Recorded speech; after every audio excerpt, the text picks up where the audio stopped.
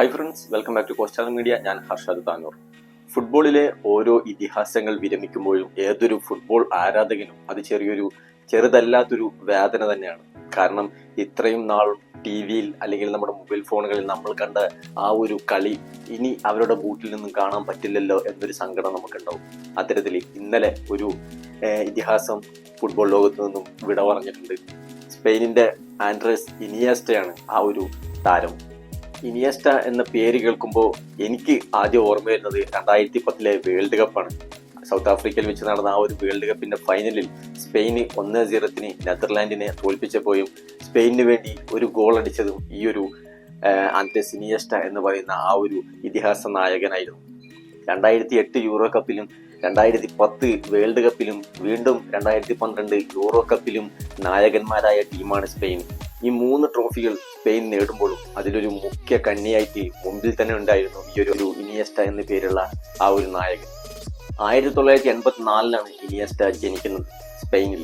ഇന്ന് അദ്ദേഹത്തിന് 40 വയസ്സുണ്ട്. ഈ 40-ാം വയസ്സിലാണ് അദ്ദേഹം ഫുട്ബോളിനോട് വിരമിക്കുന്നത്. നമുക്കിനി ഇനിയസ്റ്റയുടെ കരിയർ എങ്ങനെയാണ് എന്നൊന്ന് നോക്കാം. 2000 സ്പെയിന് അണ്ടർ-15 ടീമിന് വേണ്ടിയാണ് ഇനിയസ്റ്റ അരങ്ങേറുന്നത്. ഇത് സ്പെയിന്റെ അണ്ടർ-16 സ്പെയിന്റെ അണ്ടർ-17 അണ്ടർ-19 അണ്ടർ-20 21 ഇതിലെല്ലാം ഇനിയസ്റ്റ തന്റെ കഴിവ് തെളിയിച്ചിട്ടുണ്ട്. പിന്നീട് 2006 ഇനിയസ്റ്റ നാഷണൽ ടീമിൽ സ്പെയിൻ നാഷണൽ ടീമിൽ ഇടം നേടുന്നത്. പിന്നീട് 2018 വരെ 2018 രാജ്യാന്തര കളിയിൽ നിന്ന് ഇനിയസ്റ്റ വിരമിക്കുന്നത് വരെ ആ ഒരു 12 വർഷക്കാലം ഇനിയസ്റ്റ ടീമിന് സംഭാവന നൽകിയത് ചെറുതൊന്നുമല്ല. അത്രക്കും കഠിനമായിട്ടാണ് ഇനിയസ്റ്റ ടീമിന് വേണ്ടി പ്രവർത്തിച്ചിട്ടുള്ളത്. ഇനി നമുക്ക് ഇനിയസ്റ്റയുടെ ക്ലബ്ബ് കരിയർ എങ്ങനെയാണെന്ന് നോക്കാം. 2000 മുതൽ 2003 വരെ ബാഴ്സലോണ ബി ടീമിലായിരുന്നുവെങ്കിൽ ബാഴ്സലോണക്ക് വേണ്ടിയായിരുന്നു പിന്നീട് ഇനിയസ്റ്റ കളിച്ചിരുന്നത്. 2002 മുതൽ 2018 വരെ നീണ്ട 16 വർഷക്കാലം ഇതിനോടൊപ്പം തന്നെ ബാഴ്സലോണക്ക് ഒരുപാട് കിരീടങ്ങൾ നേടിക്കൊടുത്തതിലെല്ലാം മുഖ്യ പങ്ക് വഹിച്ച ഒരാൾ കൂടിയാണ് ആൻഡ്രസ് ഇനിയസ്റ്റ. പിന്നീട് 2018 ബാഴ്സലോണയിൽ നിന്നും ജപ്പാൻ ക്ലബ്ബായ വിസൽ കോബെക്കാണ് പിന്നെ ഇനിയസ്റ്റ പോകുന്നത്. പിന്നീട് അവിടെ 2018 മുതൽ 2023 വരെ അവിടെയും പിന്നീട് 2023 2024 ഒരു സീസൺ എമിറേറ്റ്സിന് വേണ്ടി കളിച്ചിട്ടാണ്. ഇപ്പൊ ഇന്നലെയാണ് ഇനിയസ്റ്റ ഈ ഒരു വിരമിക്കൽ പ്രഖ്യാപനം നടത്തിയിട്ടുള്ളത്.